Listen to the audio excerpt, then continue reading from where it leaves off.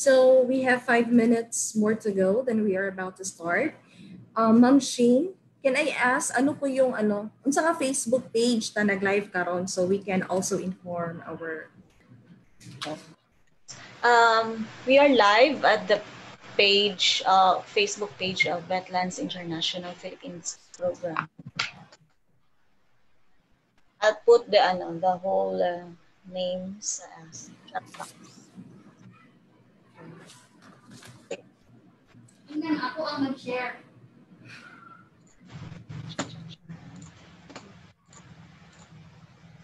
Okay, so we are now live at the Wetlands International Philippines Facebook page.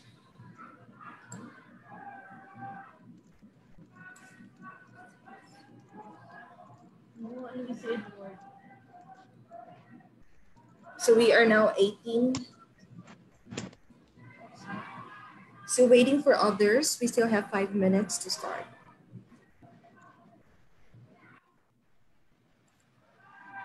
Nasi Sir Edward.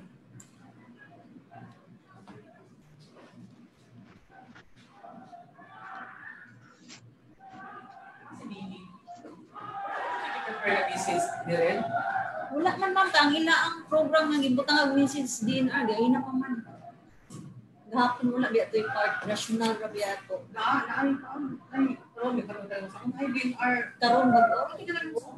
Na, dito tin? Isa Pero kato naman gutong kato bitang ikuan na to. Yes, yes.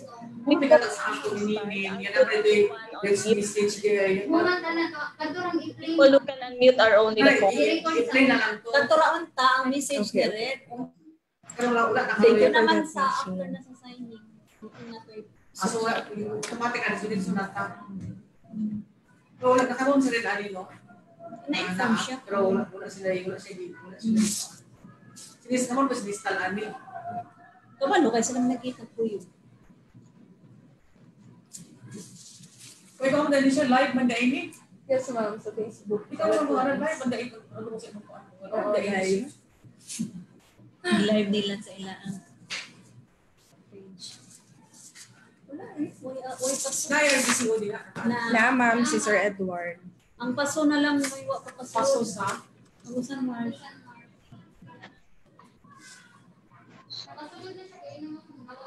Sino natin si Bilay John ang sa Agusan del Sur na LGU duha. wala yung sino talang ko. Na. Ma'am. Na ako. So si Bilay na lang wala. Si Penro wala. Si Penro wala po. Si Bilay John ang sino mo kayo. We have 9 viewers in our FB live. We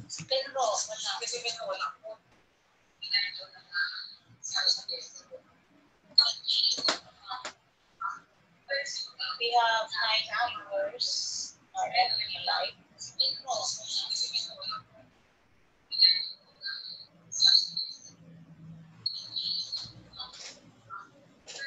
We have 9 viewers in our FB live.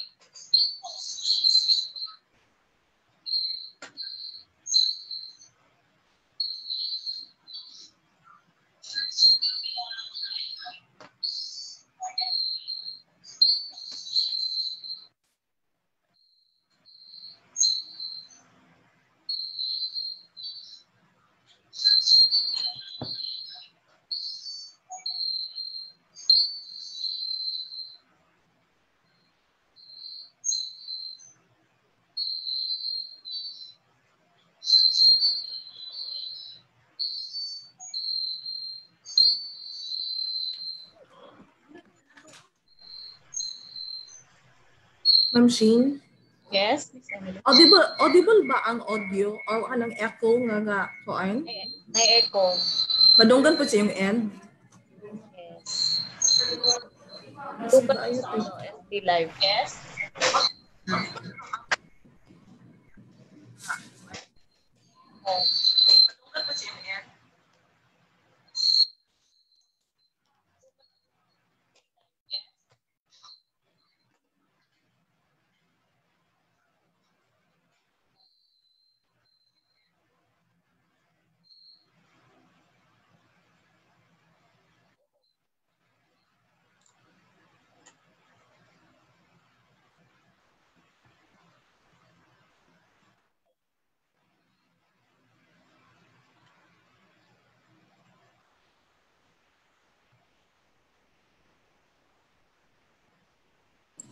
Hello? Hello?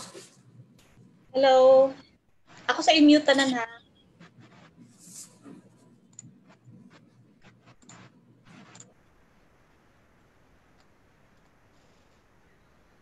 Miss Janalyn, Miss Emily, you can unmute na. Shane, audible ko? Okay. So I think it's 2:15.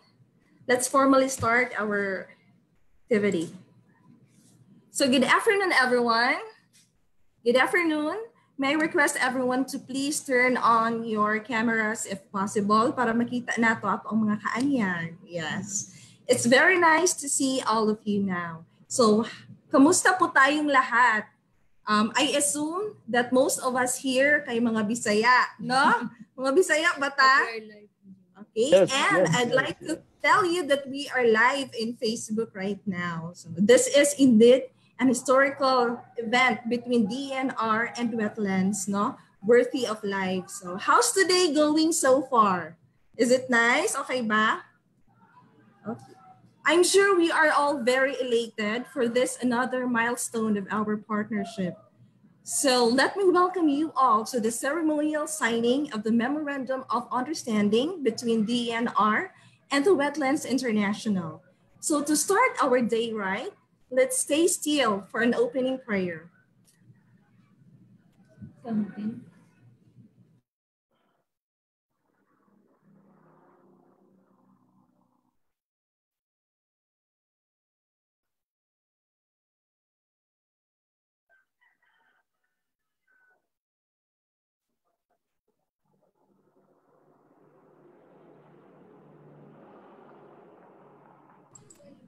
Okay, due to our technical problems, let's do this prayer together. Heavenly Father, we thank you all for gathering virtually here today for a very significant milestone of our partnership with Wetlands International. We are lifting it all to you, that may your wisdom and guidance be upon us. And we would like to thank all our stakeholders for coming in together today for this memorable event. This we ask through Christ our Lord. Amen. All right, so we must be ready, no? Kung di magkadimaw nga to ang technical side. So yeah, we did it well. So once again, I welcome you all for today's activity. So thank you so much for your presence and support for this activity. As we all know, that Wetlands International has been our very active partner in a river basin collaboration, especially with Agusan River Basin. We shared the same goal, and that is to conserve and protect, sustain and manage the Agusan River Basin. So to name a few of these collaborations, as far as I could remember, we partnered in your project, Proud of My Porok project, that we have implemented in Talacugon, Agusan del Sur, and also in the Upper River Basin in Moncayo, Compostela Valley. Wetlands International has been our major sponsor during the Middle Agusan River Basin Summit that led to the creation of the Middle Agusan River Sub-Basin.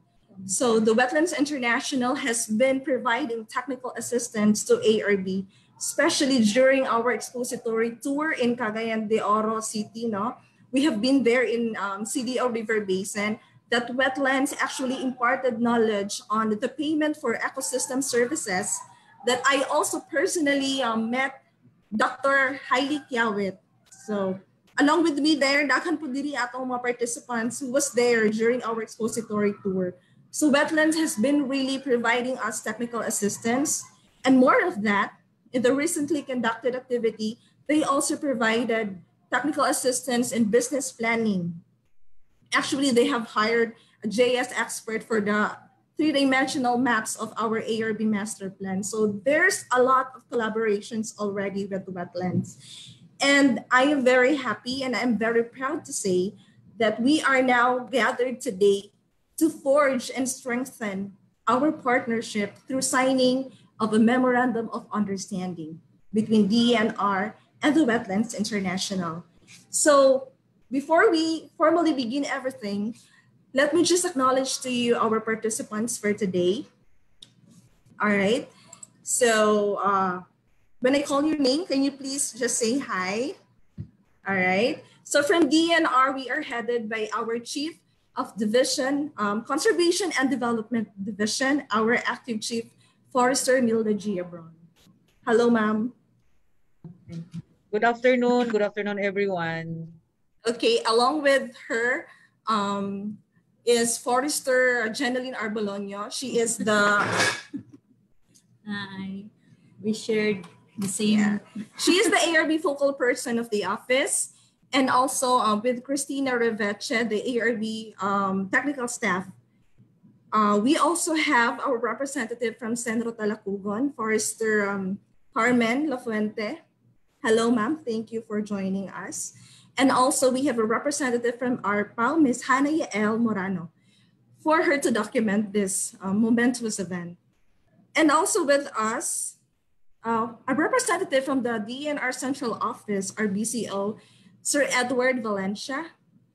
Sir, can you please turn off your camera for us to see you at least? Okay, thank you so much for gracing our event.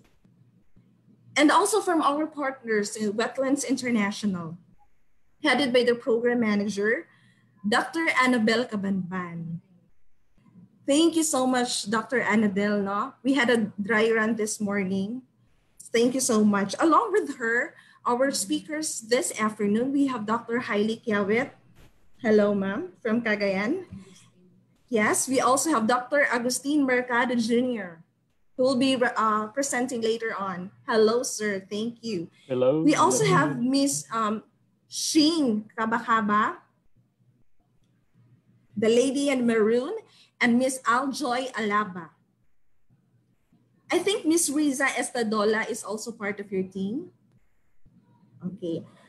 Thank you so much for joining us. And of course, we have our stakeholders from Agusan River Basin, especially in the middle part. We have representatives from the province of Agusan del Sur, headed by Forester Salome Acupiado from, hello, thank you, ma'am, and also with Forester Genevieve Langakit. Okay. Also, we have representatives from FSUU, Miss Janina Alfante, ma'am, okay? And Mr. Jeffrey Karin, thank you so much, sir, for joining us. Did I call everyone or did I miss someone? Okay, I think everybody is called. So thank you very much for joining us today. No? So to formally start this event or this activity, let me request the program manager of Wetlands International, Dr. Annadel Cabanban, for an opening remarks. Hello, ma'am. Yes, let me give to you the floor.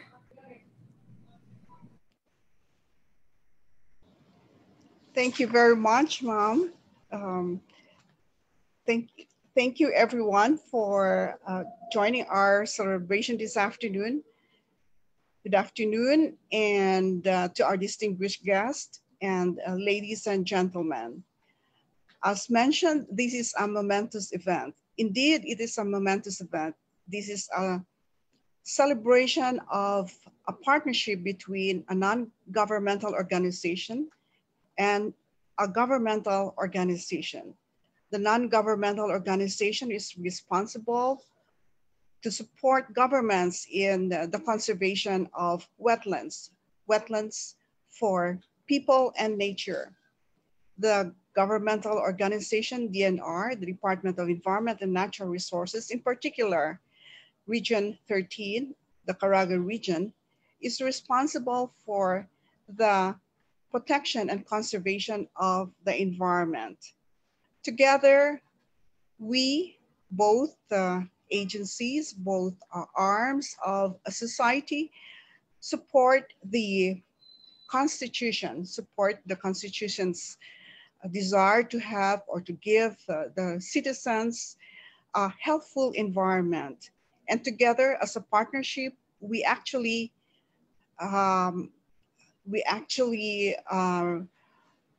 respect as well as meet the Sustainable Development Goal number 17, which is coming out with partnerships, because only in partnerships that we will be able to meet the goals of conservation, the goals of conservation for biodiversity conservation, for disaster risk reduction, for climate change adaptation, and many more ecosystem benefits. So indeed, today is a momentous event. We are building on past work, as well as we are building on future goals. We want to have a broader and bigger collaboration with the DNR and the stakeholders around the river basin. And so with this, I welcome everyone who joined us today to witness our celebration of this partnership. Thank you very much. Thank you very much, Dr. Annadel Cabanban. Indeed, it's through collaborative effort that we will attain our shared goal, and that is to sustain and protect and properly manage our river basin. We are so grateful for this partnership, ma'am. So to give us the rationale and the highlights of this activity, let me call the ARB focal person of DENR Caraga, none other than the very active Forester Janeline Arbolon.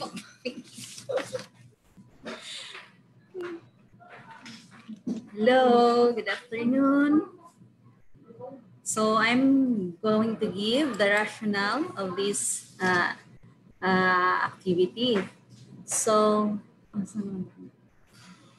where is my, salandali lang po ha.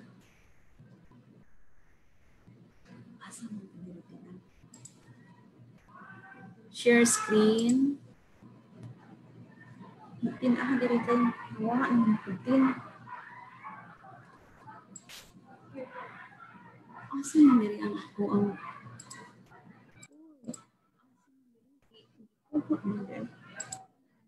okay.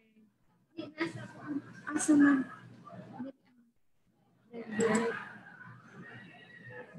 Di? Di mo ditanggal.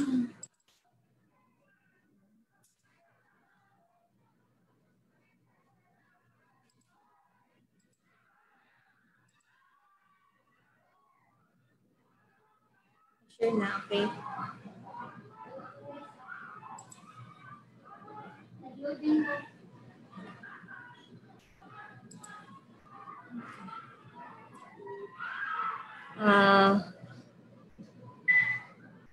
This is a presentation prepared by my partner, Mary Kathleen Po. Huh? Okay na? Visible? Visible na? Okay na po ba? Ma'am Janeline, please, hindi yung PowerPoint ang hindi na-view eh. Yung desktop. Can you please stop sharing and then try to share again? And click the PowerPoint. Sa Dortin? Stop share. Ha?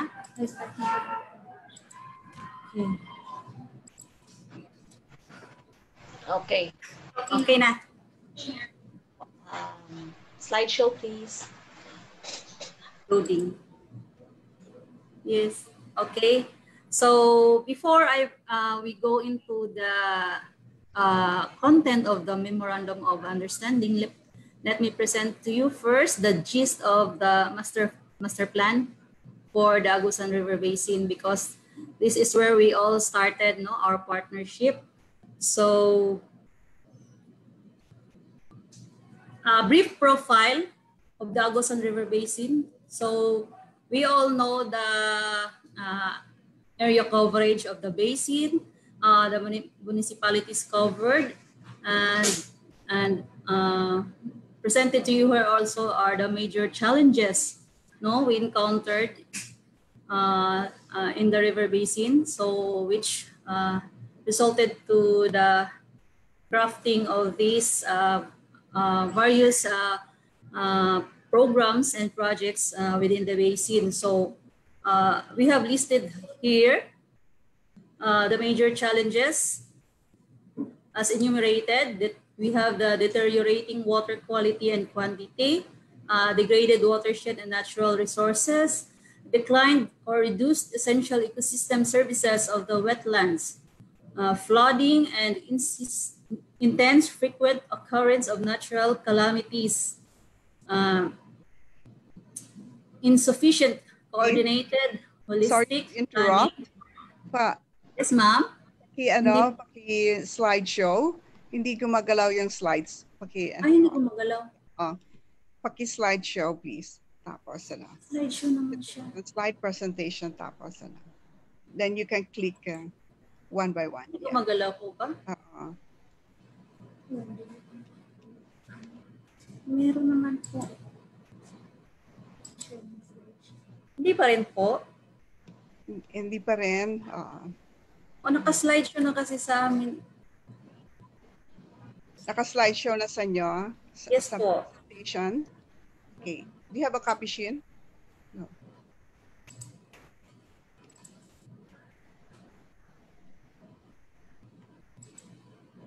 Hindi pa rin? My God, bakit?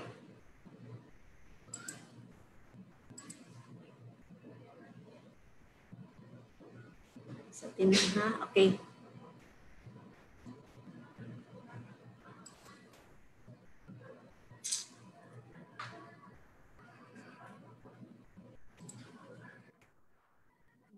Manitinang.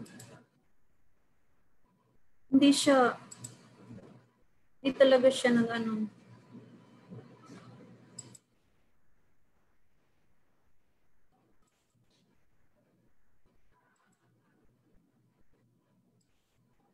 Hindi pa rin. Matas-show na kasi.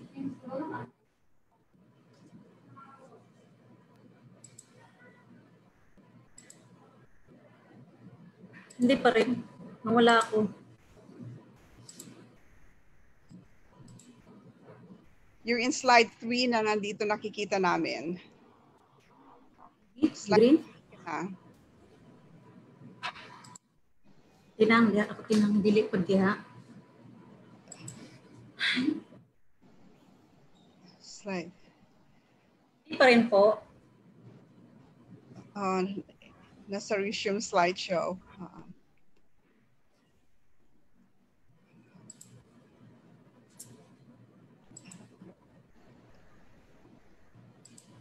Bakit ayaw niya? Naka-ano na kasi.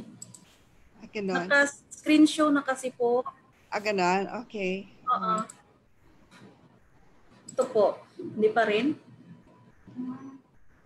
Ha? Wala pa rin sa inyo? Bakit? Oh my God. I'll try to share screen na rin po. Sige ma'am. Miss Shin, pakiano lang po sa baka pwede ikaw na lang po mag-share.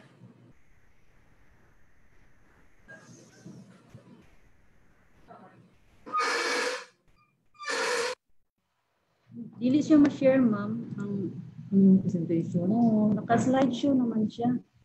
Yan na. Hindi, kung slideshow ka, di mo makita ng imong left side. Kuan naman siya. Di ka nila, slideshow. Yan, late. Yun. Yun. Okay. Yeah. Sorry po talaga sa interruption po. Nagkaano lang yung laptop. Naglo-loading pa pala. So, yan, mahina ang ano niya. Mahina yung ano niya, ma'am, ng response ng laptop. Okay, yan na po. Okay na po ba? Okay. Okay na po? Okay. So dito po tayo kanina sa major challenges. So nakikita natin dito yung mga issues na na-identify po natin sa kung ano ang encounter ng River Basin. Meron din po tayong mga ongoing development or initiatives. So parang hindi ko makita masyado. Yan. Watershed management planning instrumentation and rehabilitation, conservation and protection of watersheds, protected areas, and natural resources through legislative and people's action. We also have the soil and water conservation, Then we have the implementation of DRR-CCAM enhanced national and local development plans. So meron din po tayong development of the Agusan Marsh Wild Management, Agusan Marsh Wildlife Sanctuary as primary ecotourism destination and wetland products development.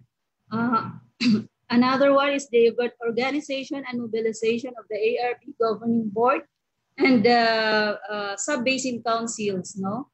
Then we have the preparation, of course, of the climate responsive integrated Agusan River Basin Master Plan. So ito po yung mga ongoing developments ng ARB.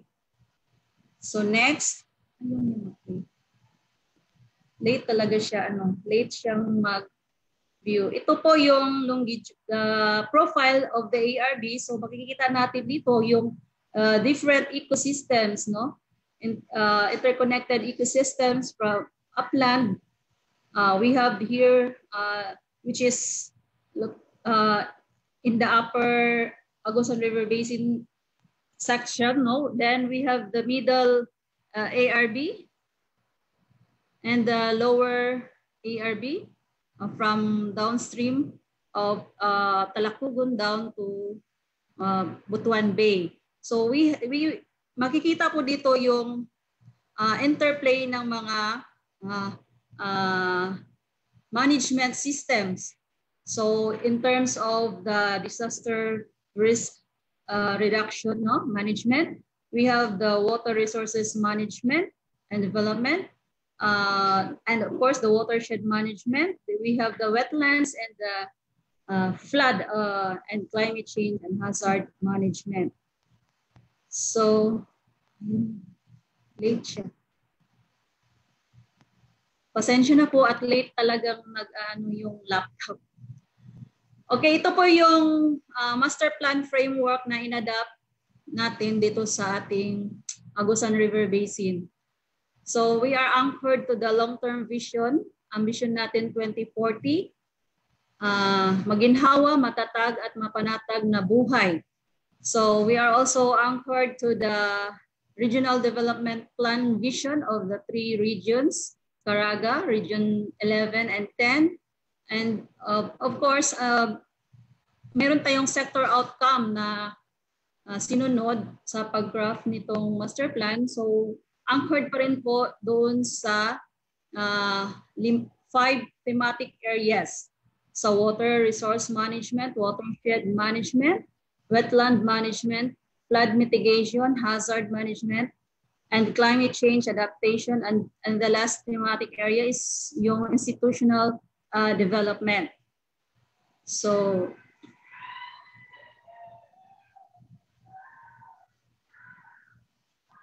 ayun yun. Okay, so makikita natin dito ang kabuuang halaga ng Agusan River Basin investment, our plans and programs, no? So we have 19 billion. We have a grand total of 95 billion, 677 million and 102 billion pesos, no? So ano pa rin po into thematic areas. So ang pinakamalaking share natin sa project management ay nasa watershed management and development po, which is 40,962,676, followed by the flood, climate change and hazard management, then the water resources management at saka yung wetland management. So the DENR Caraga was able to gain the support of the Wetlands International Philippines through the efforts of the ARB Secretariat. This was during last year when we have an informal talk with the representatives of WIP, which these talks become fruitful and lead to the formal partnership of these two agencies. So I'm sharing to you the content of the Memorandum of Understanding. So these are the highlights, no, of the memorandum. So as on the part of the DENR Caraga region shall take the lead in the enhancement and implementation of the climate change responsive integrated Agusan River Basin management plan, particularly on the planning and development of management interventions such as nature-based solutions, appropriate approaches such as building with nature, and room for the river approaches for environmental management and restoration. The second, the DENR shall mobilize key players and stakeholders towards the sustainability of the climate change responsive Agusan River Basin Master Plan in the development of business planning for environmental management and for payment for ecosystem services. The third, we have to provide relevant materials needed in the preparation of the three-dimensional maps and visual presentations and other materials necessary to popularize the integrated Agusan River Basin Master Plan. Fourth, the documentation, publication, and dissemination of materials relevant to this cooperation to the stakeholders, key players, and the general public.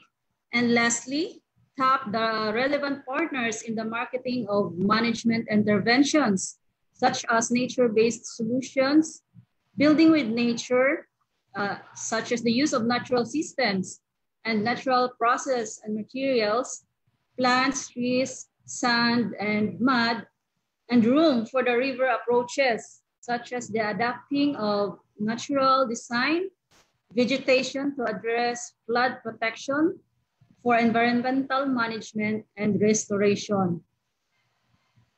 We also have here the role of the Wetlands International Philippines program, which is to provide technical assistance and support under the Partners for Resilience project by contributing to the enhancement and implementation of the climate change responsive integrated Agusan River Basin Master Plan, particularly the planning and development of management interventions such as nature-based solutions, building with nature, and room for the river approaches for environmental management and restoration. Second, building technical capacity of key players and other stakeholders for sustainability of the Agusan River Basin Master Plan by introducing business planning for environmental management and for payment for ecosystem services. The third, providing assistance in the preparation of three-dimensional maps and visual presentations and other materials necessary to popularize the climate change responsive integrated Agusan River Basin Master Plan. And fourth, promoting management interventions such as nature-based solutions, building with nature approach, and room for the river approaches for environmental management and restoration. So before the signing of this MoU, we already have partnered with WIP, in which they have provided technical assistance in the preparation of the business model canvas for the climate change responsive integrated Agusan River Basin Master Plan, which has a duration of 15 years from year 2021 to 2035. So a specific intervention extended to this office by WIP this year included the capability building and coaching session on business planning and landscape investment approach, and the preparation of the 3D maps, where WIP shouldered the professional fee of the GIS experts. So these maps will be used in the preparation of video material for the ARB and in popularizing the master plan to various LGUs and the local development council. So isi-share ko po sana yung sample ng mga maps na provide po ng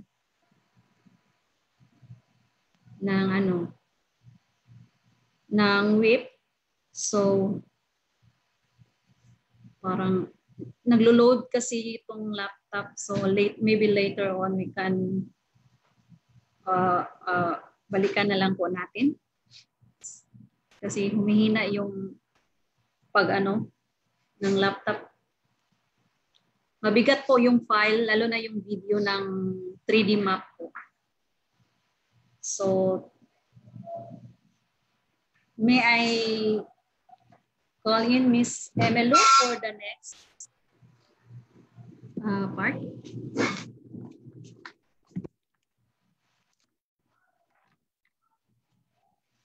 Thank you very much, Forester Jeneline Arbolonia, who gave us a very clear rationale for our activity today. And it's a long way ahead of us. So there are more collaborations and partnerships in the future. And I'd like to highlight that we've been partnering with Wetlands International since 2015, and that is 5 years already. So thank you very much for that. At this juncture, let me call the Program Manager of Wetlands International, Dr. Annadel Cabanban, to present to us the strategic intent of Wetlands International Philippines. Ma'am, the floor is yours. Thank you.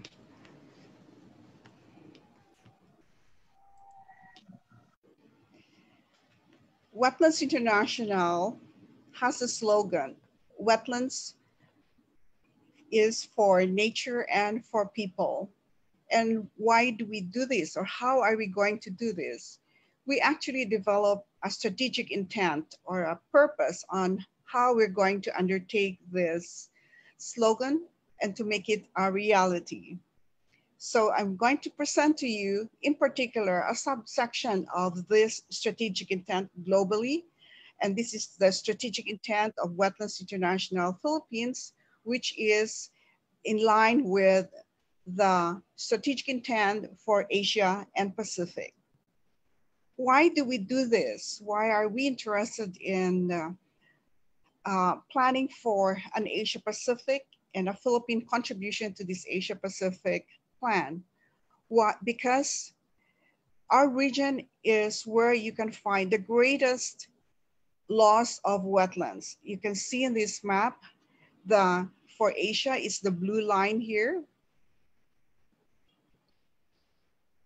Every region has descending number or percentage of wetlands, but for Asia Pacific, it's really down. The only difference is here in Latin America, whose loss is greater than ours. Globally, or in Asia, we lose 50% of natural wetlands, which is converted to agriculture.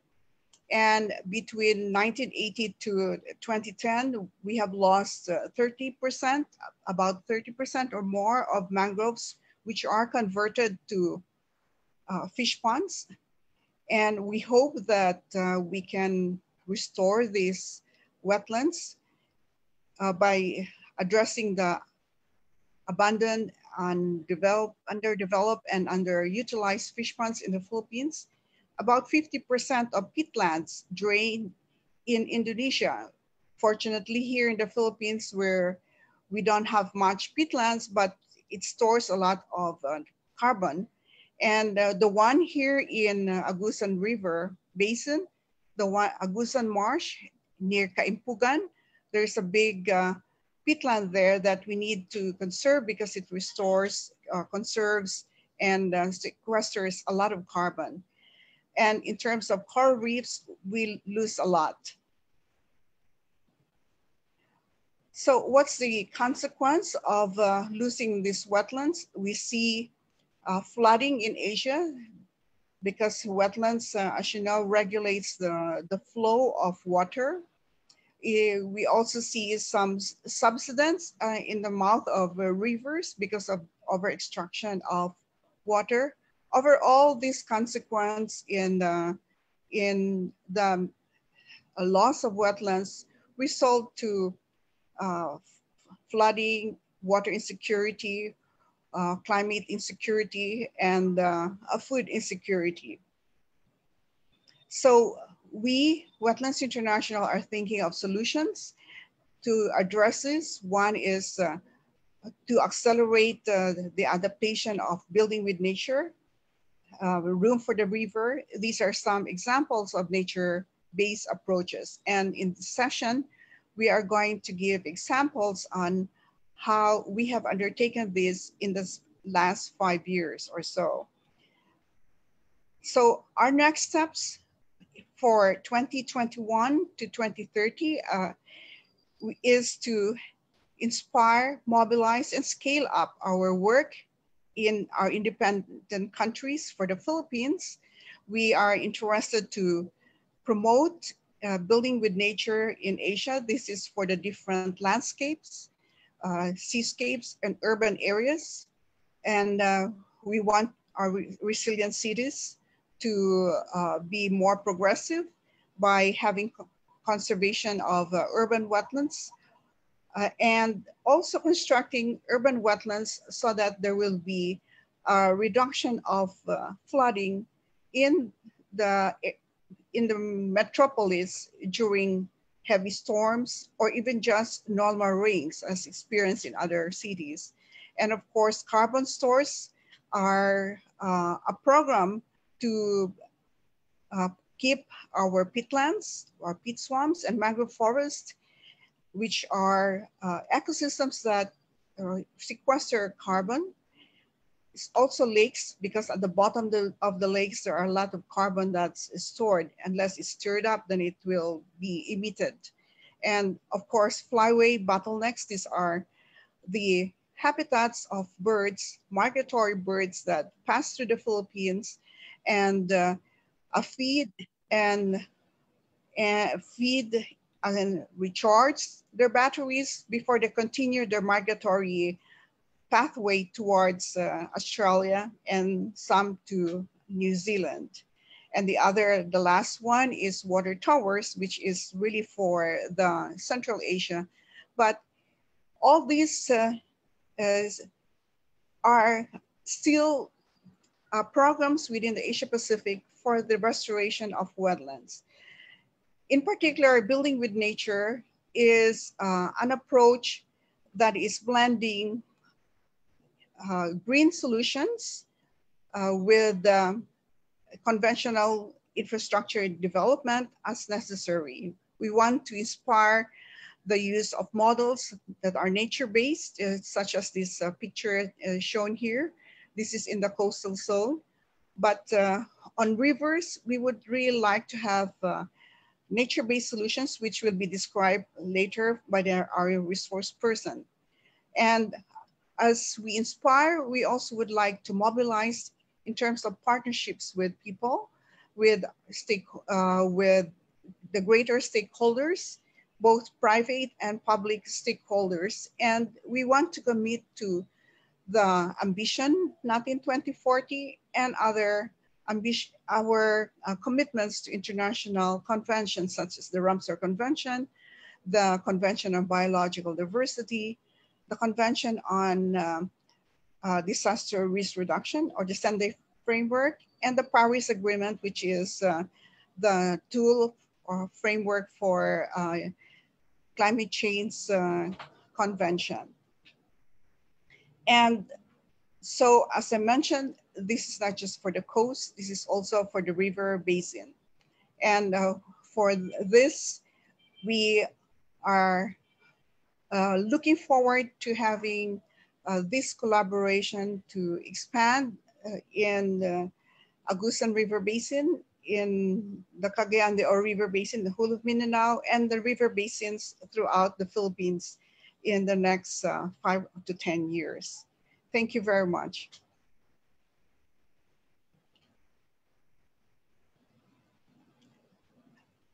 I give the floor back to our moderator, our Ma'am Jenaline. Ma'am. All right, thank you very much, Dr. Annadel, for that. So let's proceed now. Our next speaker has actually conducted successful restoration efforts and nature-based interventions through a forest landscape restoration and riparian buffer forest restoration in some part of Agusan River Basin, particularly in Talacogon and Moncayo. So we would like to hope if these projects can be implemented to other portions in the Agusan River Basin. So to know more about this and the possibility if this can be replicated, let me call Dr. June Mercado Jr. to present to us the Building with Nature, a nature-based solution, riverbank buffer zone restoration, and landscape forest restoration. I'll give the floor to Sir June.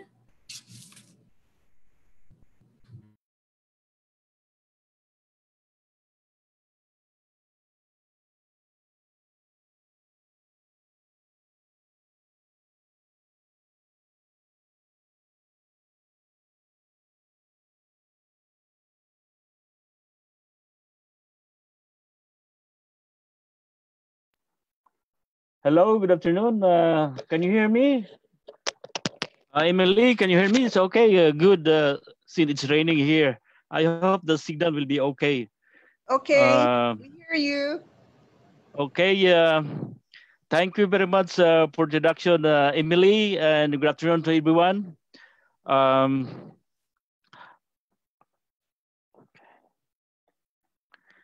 So my presentation this afternoon is the title is Building with Nature, nature-based solution. We are working on forest landscape restoration and riparian buffer forest restoration in Agusan River Basin. I'm presenting this one in behalf of my colleague, Dr. Annadel, Dr. Hilly Quiaoit, Aljoy, and the rest of the team.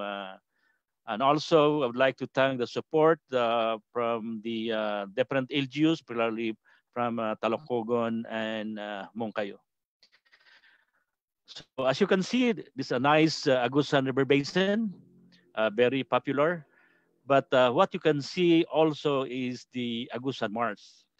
And then Agusan Marsh is very important as a water storage because during rainy season, it stores rainwater, floodwaters into the marsh, protecting the low-lying areas like Esperanza, Butuan, and other low-lying areas, protecting the lives, the properties, and the livelihood of the farmers.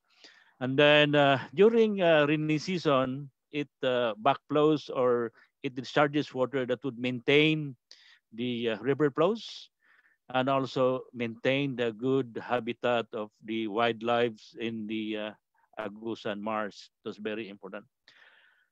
But on the other hand, this function of water storage of the Agusan Marsh and the good flows of the river, Agusan River, is compromised by a lot of problems. One is soil erosion that's causing siltation and sedimentation, and also contributing to downstream flooding, stream bank erosion, and also some heavy metals contaminate the water associated with the small mining operation in upper part of the river basin. And this flooding contributes to food insecurity, displacement of the people during dry season, poverty, and disruption of education of the children. And ecologically, this contribute to poor river flows during dry season and flooding during rainy season. So if the integrity of the Agusan River Basin is not intact, is not maintained, so we have lots of problem. So this is issues of flooding, soil erosion, landslide, and other ecological issues in Agusan River Basin. We thought of implementing this nature-based solution. We were looking at the ridge to river approach as alluded by Dr. Hilly Quiaoit. So along this ridge to river approach, we have this, we call it forest and landscape restoration. So forest and landscape restoration. This forest and landscape restoration consists of three main activities. The first one is forest landscape restoration, and the second one is landscape restoration. And the third one is riparian buffer forest restoration. In our work for the last 5 years in Agusan River Basin, we focus on these two, the forest landscape restoration and the riparian buffer forest restoration. This afternoon, I'm going to share to you the methodologies and the result and the some lesson learned and when we implemented these two approaches, the forest landscape restoration and the riparian buffer forest restoration. Emilio, I'm still okay? Can you still hear me? Hello? I'm okay. Good. So the importance of forest landscape restoration is we have been observing increasing open spaces of vegetation, particularly in upper areas, in upland areas, due to indiscriminate logging, slash and burn agriculture, other kaingin system. And then once the vegetation are cleared, so we expect severe soil erosion, and some places, Ma'am Evelyn, some places we see a landslide, probably in places where we have this steep slopes, and then the land is cleared from vegetation, and this flooding and this landslide and soil erosion contributed to siltation to the river itself, as well as to the Mars. So we established a forest landscape restoration and riparian buffer forest restoration like a proof of concept that if we can do it in Talacogon as well as in Mucayo, we can implement this one as well in other areas. So for our forest landscape restoration, we implemented like a multi-strata agroforestry system, including the high value crops like fruit trees, and we also integrated cacao into the system that would eventually provide sustainable livelihood to the farmers living in the upland areas in the Agusan River Basin. So we are looking at Ma'am Evelyn, that will look at tropical rainforest ecosystem as sustainable production model. So we'll mimic the tropical rainforest to be the sustainable production model. But we encountered some challenges when we started our forest landscape restoration. Our beneficiaries had low level of awareness in terms of the better ways of how to do farming that contributed to meaning indiscriminate cutting of trees, and they also did not have knowledge on a proper way to collect seedlings, and then also don't have the knowledge how to propagate the seedling. That means that if we are going to have a forest landscape restoration, we didn't have the available tree seedlings to be used for our restoration activities. That's why we conducted the capacity building activities with our partners, LGUs, farmers, and we conducted the training on forest landscape restoration. And we also integrated conservation agriculture with trees intended for landscape restoration, because when they do farming, when they open up the trees before they restore the forest, so they implement conservation agriculture with trees. And then we also conducted training on many tree species, seeds, and wildling collection, and nursery establishment and management. Of course, we integrated cacao production system, including post-harvest processing. So this is the schematic diagram of how we did our forest landscape restoration. We integrated cacao as part of the species because we implemented this framework species technique, where 1/3 of the total species, as much possible, are fertilizer trees, the nitrogen fixing trees, and the other third is pico species. Pico species are those trees that are bearing fruits that are edible to wildlife. If you have trees that bearing edible fruits for wildlife, you can expect recruited species that would be growing together with the ones we established. And then the third one is the economic species. So we have these premium timber trees as well as these cacao and fruit trees. So while the trees are young and they are still open spaces before the tree canopy closure, particularly during the first 2 years, farmers were planting crop in between. So they have a short-term benefit. So when working this forest landscape restoration, we have a short-term, medium-term, and long-term benefits. These benefits are necessary to sustain our effort in forest landscape restoration. So this is the framework species technique I mentioned earlier, that this group of species should be fast-growing, and then will provide dense and wide canopy to shade out weeds, to reduce effort in maintaining the farm, and then that produce the large amount of litter like this. We strongly promoted MLO on the Toog because it's very nice and it producing plenty of litters, and that would improve the soil fertility. And then, of course, we are looking at pico species, trees that producing fruits that are edible to wildlife. And this is one of the examples. This is the photo we started in one of the farms owned by Jaime Diogracias. And this was in 2007. And we look at in 2019, you can really see how the area was being restored after this slash and burn system. And then we look at the performance of different species. We showed promising performance of the toog. This is Philippine rosewood. That's a valuable species. And then we also have another Dipterocarp, Lawaan, and we have Nara, and we have also other species that's also performing well. And during the early stage, cacao was also performing well.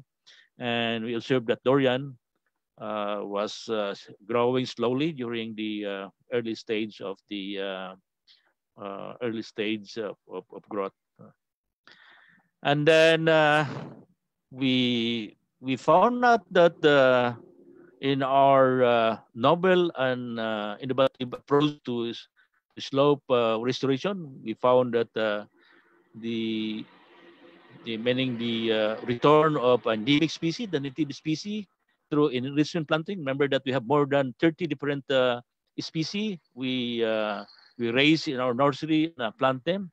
And also we have this assisted natural regeneration, because we built the human capital, meaning the level of knowledge, awareness, and appreciation and skills of the farmers for forest landscape restoration. So the naturally growing trees on their farm, they consider them no longer as a weeds, but an asset. So they take good care of the growing wildlings or sapling. So we have this assisted natural regeneration. And then we also planted with the cacao and fruit trees, hopefully that would provide economic benefit later. But as I mentioned earlier, during the early stage, the farmers were planting annual crops like maize and upland rice or other crops. And then we improve the soil condition through control of soil erosion and landslide, and you can see more later layers because of the presence of the trees. And they said that water is becoming available at the barangay level. So that means that there was an increase of water-based flows as a result of enhanced vegetation of the landscape. And the second one is the riparian buffer forest restoration, the one we did in Moncayo. So basically, it is a combination of trees, shrub, and grasses. So we designed this one to mitigate the impact of land use in the upper part of the landscape, as well as protecting the river against erosion and liquefaction.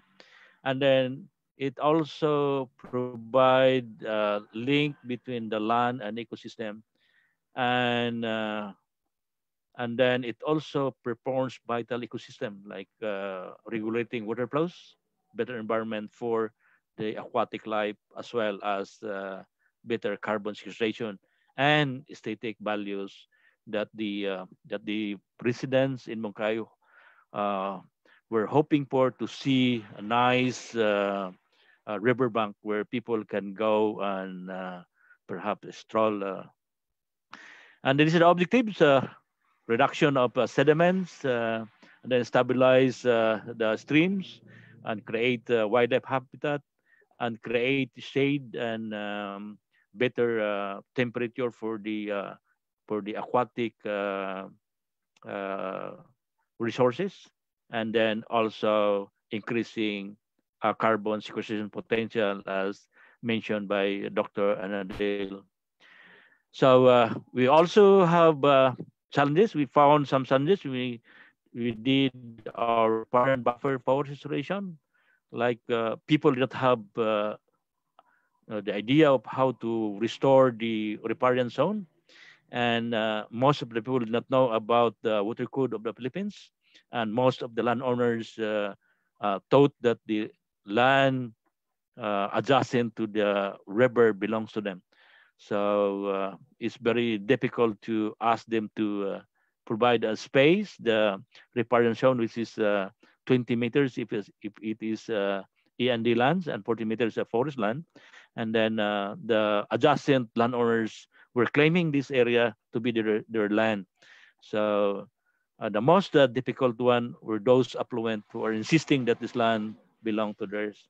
And there's also the idea of dole-out system, that they expect that everything will be given for free.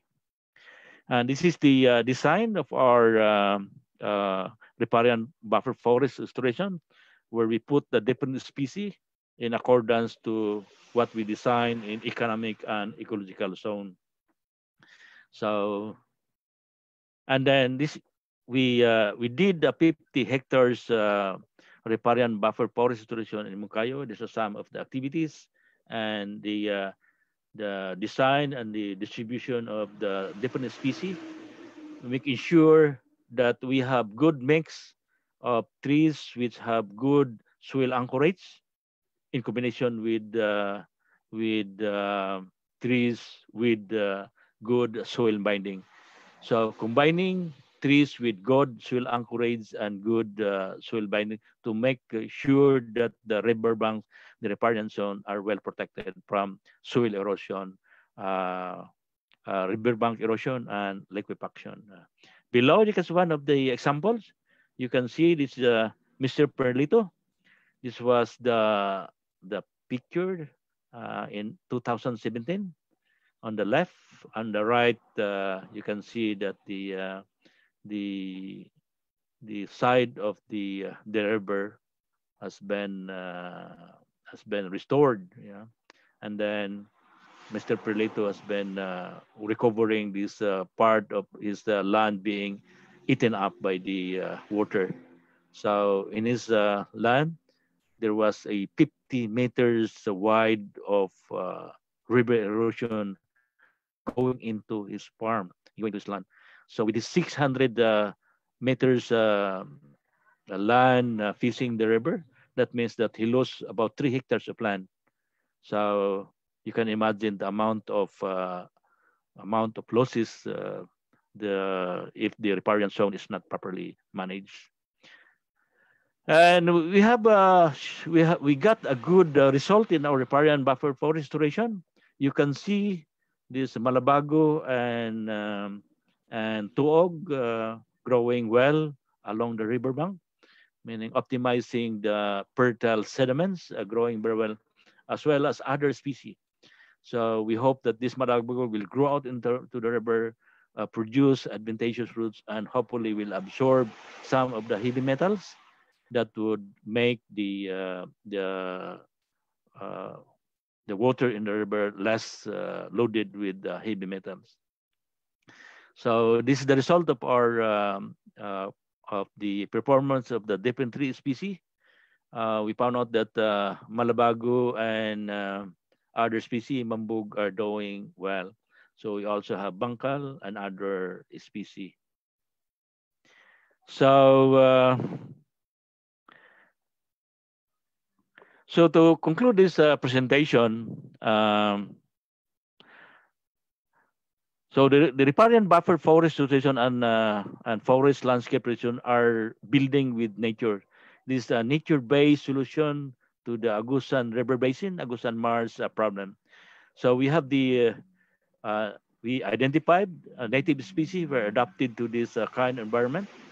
So we identified the framework species technique that would provide better biodiversity, land use sustainability, while providing household food and social security, as well as better climate change mitigation adaptation. If you have a diverse species, that's also one of the ways how to mitigate um, the economic risk. This risk aversion mechanism if you have more diverse species planted.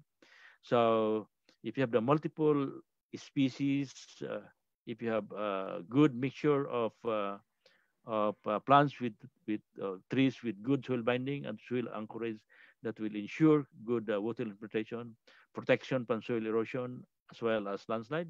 So that would protect the river, the Agusan River, as well as the Agusan River Basin. So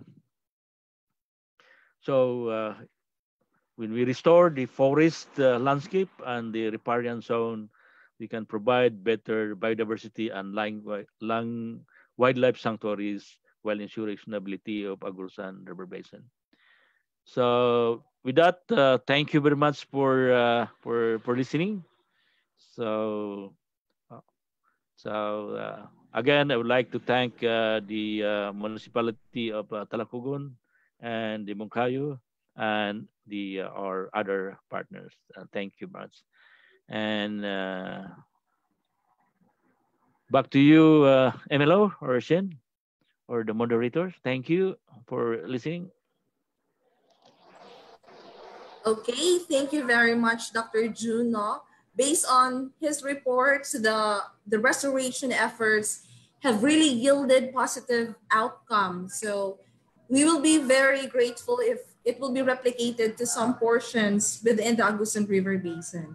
So at this juncture, we will allocate 5 minutes for question and answer. I know that our stakeholders from ARB are very interested for this intervention. So if you have question, no, you can raise your hand or put an emoji wave if there's any. And I'd like to acknowledge the presence and the participation of Forester Emily Ibunia from Paso Agusan Marsh Wildlife Sanctuary. Thank you so much for joining, ma'am. Ni apa si ma'am, no? So if you have questions, the floor is very open for Dr. Jun to address.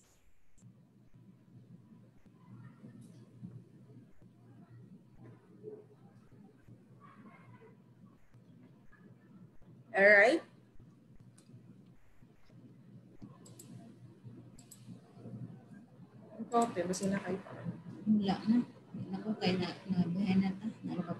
All right. So I think there's none so far. So our presenters are actually given 15 minutes for the presentation and additional 5 minutes for question and answer. So we are very sorry that we are delayed 15 minutes from our regular schedule. I hope everybody can bear with us. Are you still with me? Can you please turn on your camera if I know that everyone is still with me? Hello, everyone. Okay. Thank you, Ma'am Riza, Ma'am Genevieve, no? And also Ma'am Sheen and the very gorgeous Dr. Annadel. Thank you so much for opening your camera. So at this juncture, our next speaker, actually, I met her personally, very gorgeous in personal.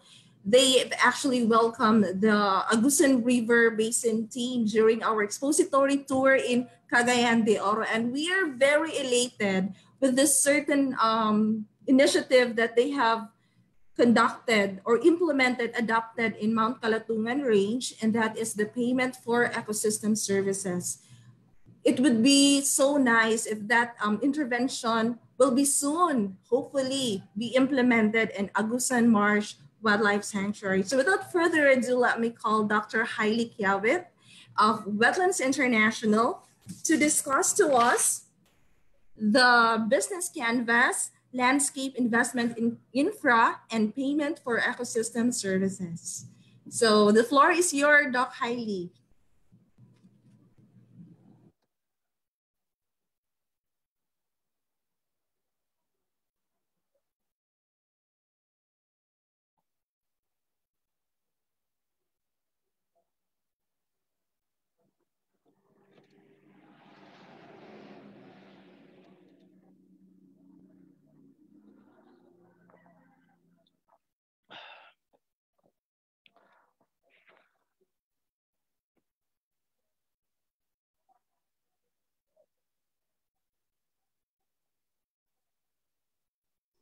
I have recorded the presentation, so it will be played by Sheen.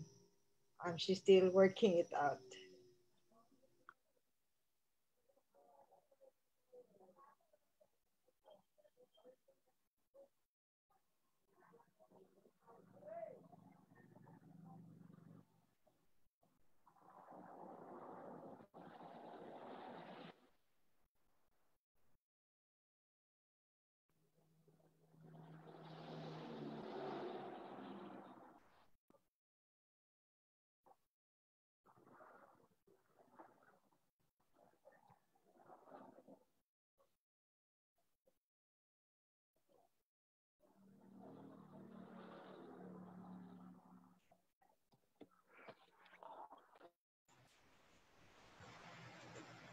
Sorry sadali lang Nawala.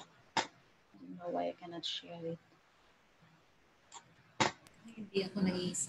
So we would also like to hi to our viewers in Facebook. Now we are live right now in the Facebook page of Wetlands International. So I hope we can cascade this information to others, sharing this momentous event with them. So while Ma'am Sheen is actually fixing, is it okay na ma'am? Okay. Can you see the screen? Yes. Okay now. Okay. Okay. Good day. I'm Hiley, and I'm coming in from the perspective of a multi-sectoral management body, but ours is a continuing landscape and seascape. So we have the CDO River Basin Management Council and also the Makahalar Bay Development Alliance. But I'm also the IRBM advisor of wetlands. So my talk is basically on what we're doing, which you can also replicate and learn from here in the Agusan River Basin. So I'll start off with ecosystem services. And we're focusing on this because these are the direct and indirect services that we get from the environment, and these are very much critical to our survival. And let me start off with Agusan Marsh. You know, the role of Agusan Marsh as an ecological service, as a to the entire river basin is very much critical. And if you look at the arrows here, it shows that the marsh is supposed to function as a sink. But due to mining and erosion and other upland activities, many of the sediments go into the marsh, and it acts as a sink for all this silt, such that downstream, you also have additions of new sediments that are added with strong rain, so that eventually the lower part becomes a deposition and the rivers will become clogged, such that one strong rain, all these sediments will be inside the marsh, but it will not be already part of the outflow, because the sediments will sink as part of the sediment load. And so many of the waters that will go from the marsh into the adjacent municipalities, causing floodings, and further downstream into Butuan City is a recipe for disaster as well. So the marsh then, its ecological service as a water storage is not anymore very effective, because without the buffer of the marsh, any tropical storm becomes an agathon for your area. And so what we're doing in our area is similar. We are doing the integrated landscape management, and the CDO River Basin is 10 years old. We're co-chaired by the different regional agencies and other sectors, the 8 sectors. We are a 59-member organization. And similarly with yours, we have a master plan that we need to fund. And Wetlands has been instrumental in helping us come up with this business canvas. And you also have one which was presented earlier. And the customer channels, relationship, and segment are a bit similar, but our value proposition is that one river basin, one landscape, one environment, to show that we are all interconnected. Our revenue streams will come from different sources as well, but mostly from LGUs, and I will show you how these are detailed. So in terms of landscape investment, our management bodies will act as the funnel and coordinative body that will ensure that these different financial tracks are used for the priority master programs in the plan, or whatever we need is necessary to be done in our environment. So one source of track is the disaster funds, which is in each of the LGU.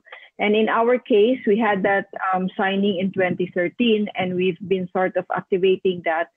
And it's a bit easier for us to have this MoA because we were able to show that in our river basin, we have the perfect recipe for disaster. We have our 2 headwaters, which are very steep, and it's called the Mount Kitanglad and Mount Kalatungan, which are also very barren at present. And with one strong heavy rainfall, especially now with climate change, we have erosions and flooding and rivers full of sediment. So in our case, like our 4 LGUs have allocated funds for restoration, but for this year, they have set it aside for COVID. But for Talaca, it has reserved some for the headwaters, Mount Kalatungan, for restoration. Another way of a financial track that we are doing now is what we call as payments for environmental services. And let me expound on this with this animation. When we pay the water bill, we don't pay for the water that is being pumped, but we are paying for the pump, the pipes, the maintenance of the water service facility. Because what we don't see is that the water is actually coming from the environment.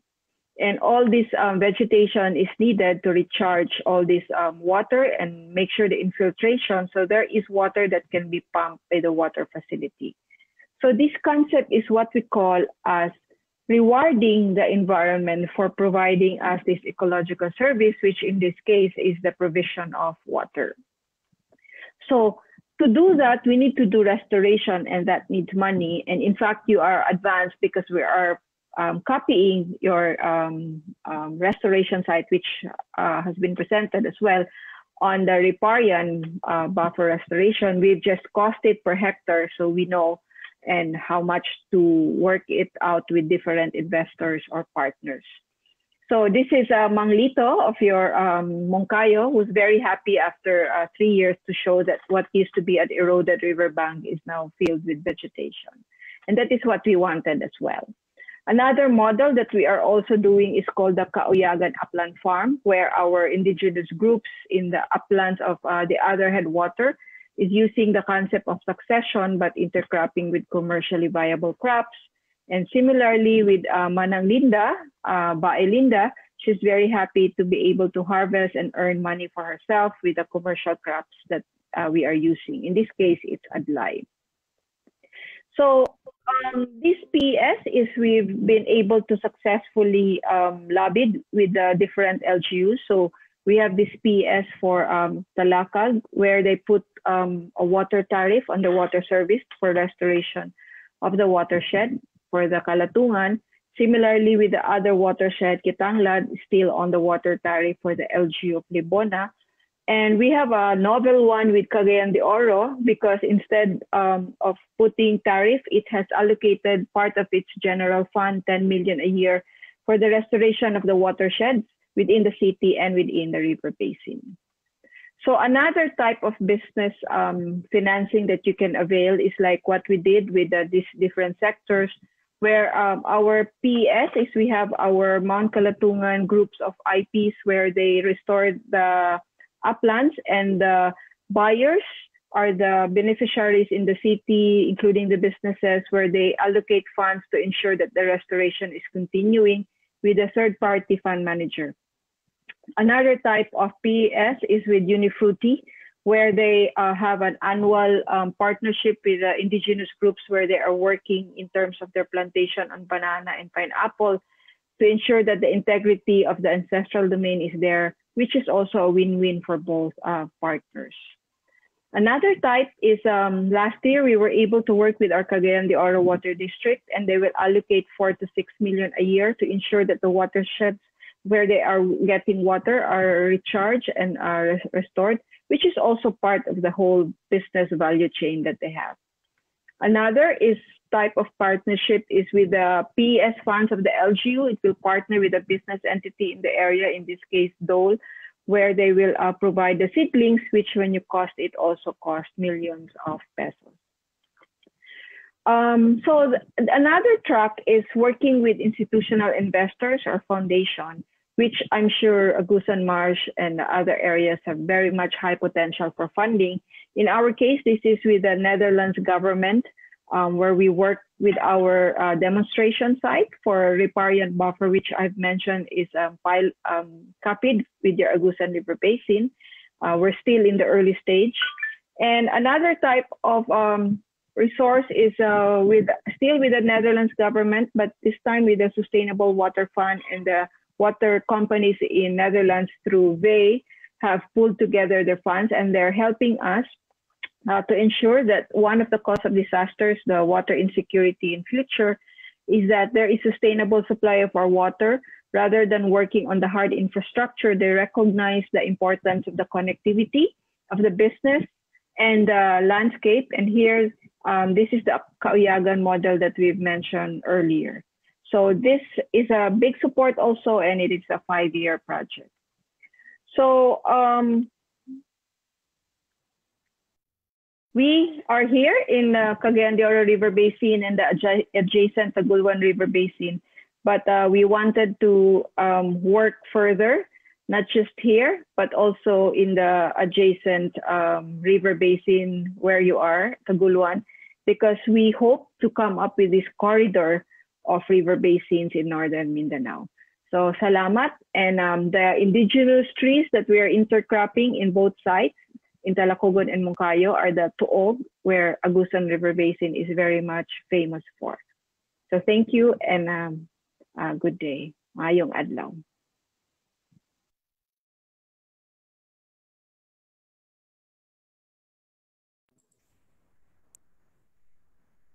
All right, thank you very much, Dr. Hilly Quiaoit. So the floor is open for question and answer. Okay, you can raise your hand, wave, or send an emoji if you want to ask anything to Dr. Hilly.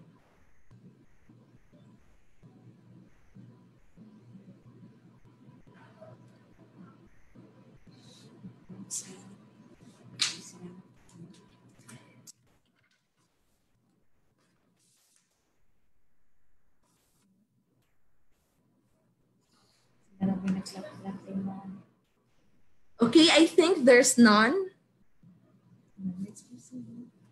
Let's now proceed to the highlight of this activity, and that is the signing of our Memorandum of Understanding between the DENR Caraga and the Wetlands International.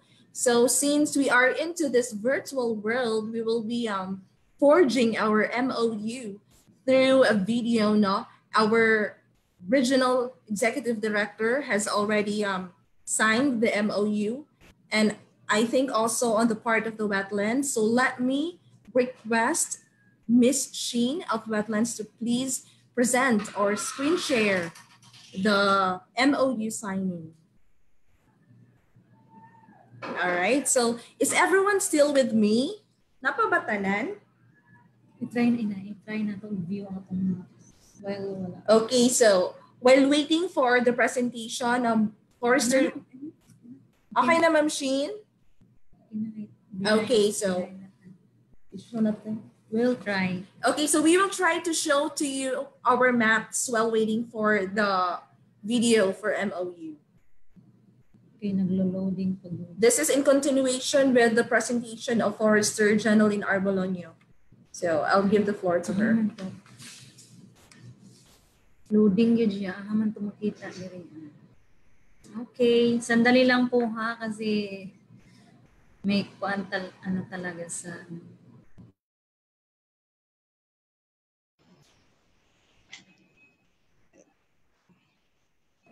Okay na po, machine. Okay. Signal ka lang po, ma'am ha.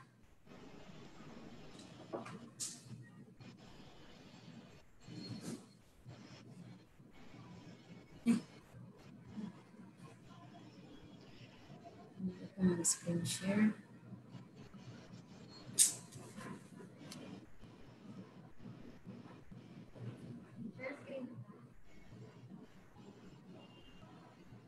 Okay na si Shin. Okay na si Shin. Okay. Yeah, you keep on loading na lang. Ano? Yeah. Okay. So, okay na, machine.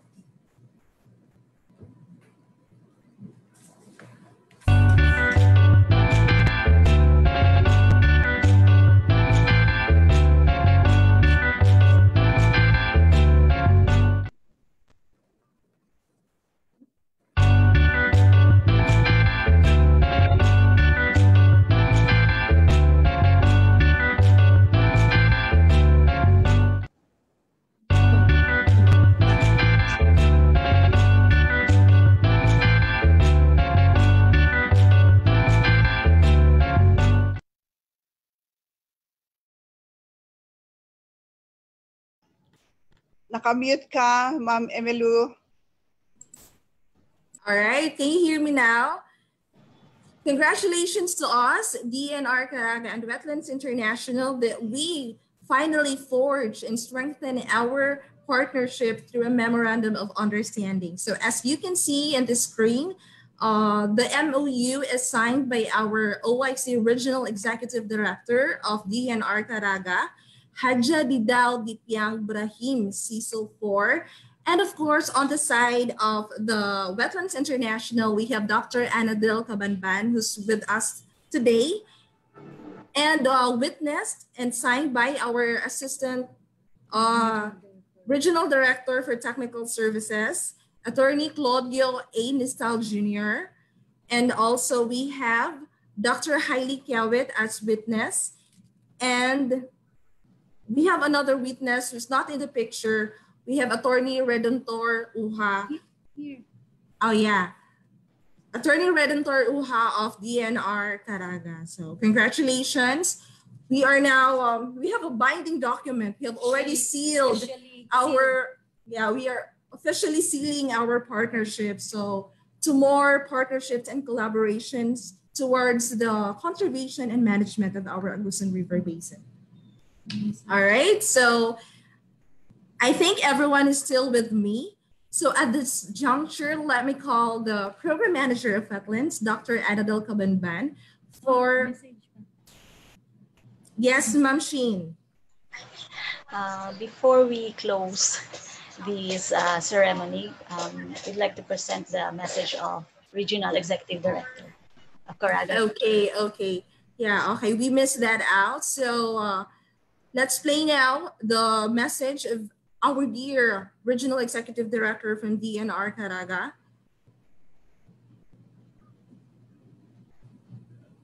Still played.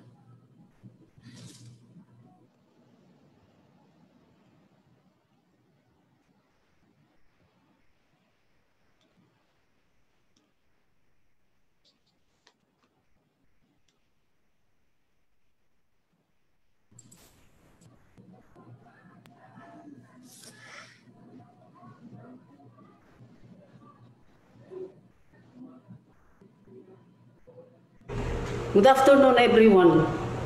On behalf of DENR Caraga region, I would like to thank Wetlands International Philippines through its country representative, Dr. Annadel Cabanban, for extending technical assistance in the enhancement of the climate change responsive Agusan River Basin Integrated Management Plan.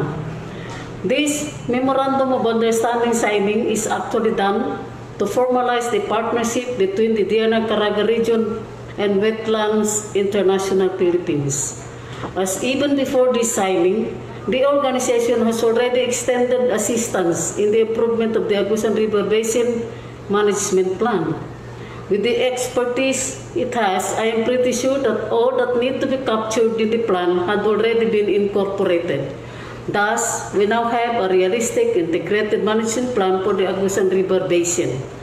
I therefore look forward to a successful partnership as we share one common objective: the conservation, protection, and sustainable use of the river basin and its resources. It only takes a commitment in the fulfillment of our obligations under this Memorandum of Understanding to succeed in this endeavor. Again, thank you, Wetlands International Philippines. Mabuhay po kayo.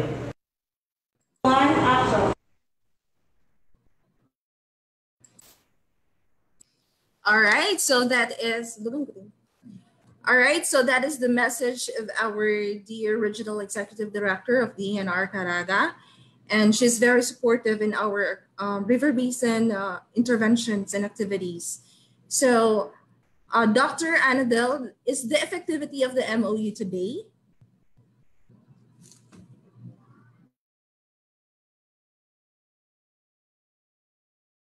You're in mute, Annadel. It's effective when we signed. That was actually, yeah.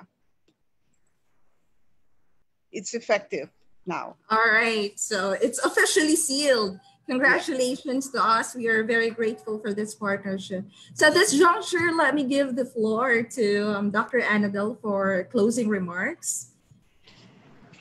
Okay, before, thank you so much, Ma'am Emilu. Before I close the ceremony, I'd like to record this event. So may I request each one of you to turn on your video, and so we can have our photo taken. And by Mission, and put on your best smiles. Okay, Shin, you.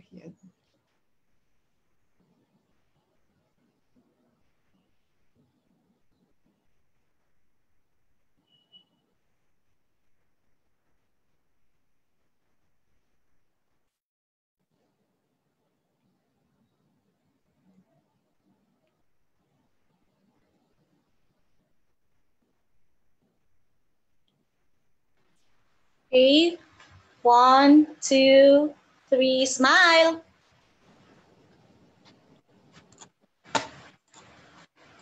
Teka. One more. 1, 2, 3, smile. Okay. Thank you, everyone. Thank you, Sheehan. And before I close, there's another showing that I'd like to share. Mom, are you ready to share some slides, some maps? Can you, have you loaded it up? All right. We are very... Mahirap kasi yung internet At saka yung ano, Okay. Yeah. Ladies and gentlemen, our viewers, our audience, we apologize for the glitches and the inadequacy of our internet infrastructure. This is unfortunately the case of us in the Philippines, and we just have to adapt to just adapt. But hopefully we can change to this. Our government can change the status of our internet infrastructure.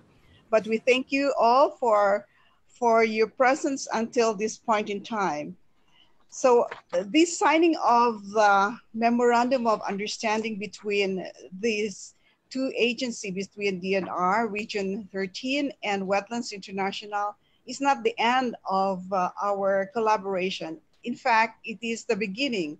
It is the beginning of our partnership for various reasons. It's a partnership for Wetlands International to be able to work towards the conservation of wetlands such as rivers and marshes and peatlands, and in the scale also of Agusan River Basin, a large scale.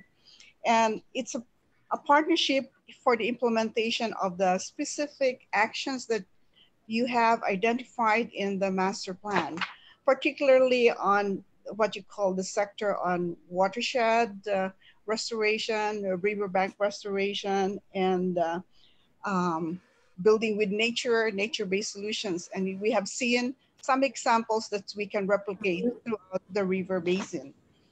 And so what are the next steps? The next steps are already outlined in the MoU, and we certainly would like to make the and work together on the IEC, Information Education Campaign to number one, make it well known to all the stakeholders in the river basin that there is now this climate change responsive master plan, that which every stakeholder can contribute and can give their expertise or give their opportunities or assistance if they are well off enough. For instance, if they're from the private sector, in which they can provide some assistance in the form of purchases of seedlings, or supporting communities that are collecting wildlings for the restoration of the river basin or the forest. It's also about IEC, Information Educational Campaign, for the nature-based solutions that we have seen that were presented by Dr. June, which I think are very useful. It really shows a proof of concept that nature-based solution is beneficial not just for the environment, but it's also beneficial for the communities. They're not only safe, reduce from disaster, but they also benefit from livelihoods, from food that they can gather from the forest or from the riverbank, as we have also seen in the Cagayan de Oro River Basin. And of course, we also want to have this IEC for payment for ecosystem services, which Dr. Hiley has explained. So we hope in the next few weeks, months ahead, we will be able to not just talk about this web online, but we actually can meet in person and work on the ground on these next steps. Maraming salamat po. Daghang salamat sa tanan og mabuhay. Mabuhay kitang tanan. Thank you very much. Thank you very much, ma'am. We are looking forward to work with you and meet each other personally. So that ends our activity for today. Thank you very much for your cooperation and support, especially to our CDD Chief Forester Nilda Giabron being with us today, and all the team of wetlands and our stakeholders from the Middle Agusan River Basin, and to our DNR representatives. Thank you so much. So I'll see you all. Thank you. Thank you and congrats. Thank you. Congrats. Thank you. Thank you, Ma'am Emilu. Thank you, Ma'am